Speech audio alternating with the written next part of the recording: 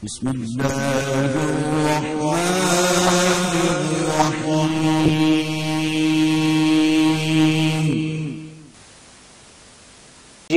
के रसूल सल्लल्लाहु अलैहि वसल्लम ने बरा इब्न आजिब रज़ियल्लाहु ताला अन्हु को दोबारा से पढ़ने के लिए कहा और कहा आखिर का वो हिस्सा तिलावत कीजिए।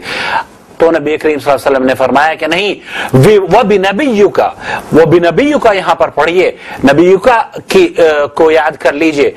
और दूसरे अहादीस में, तिरमिज़ी और अहादीस की दूसरी किताबों में भी मौजूद है कि अल्लाह के रसूल सल्लल्लाहु अलैहि वसल्लम ने इस तनबीह पर हजरत बरा इब्न आजिब रज़ियल्लाहु ताला अन्हु के सीने पर हाथ मारा, सीने पर अपना दस्ते मुबारक रखा।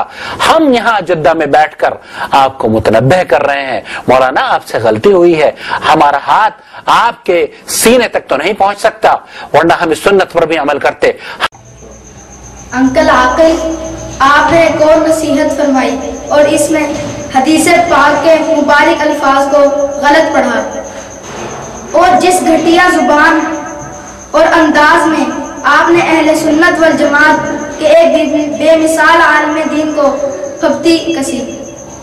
अंकल, मैं आपको क्या कहूँ, फिर खुद हदीस पाक के अल्फाज गलत पढ़े। 2 मरतबा आपने बिना बी यू का पढ़ा, हालांकि असल लफ्ज बिना बी जी का है।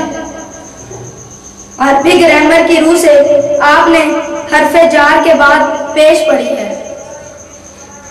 अंकल, किसी इब्तदाई तालिब इल्म से हरूफ जारा पढ़ लिए होते तो आप यह गलती कभी ना करते। अब इसको मैं आपकी हिमाकत कहूँ, ला इल्मी कहूँ या उलमा अहले हदीस की तहरीफ कहूँ।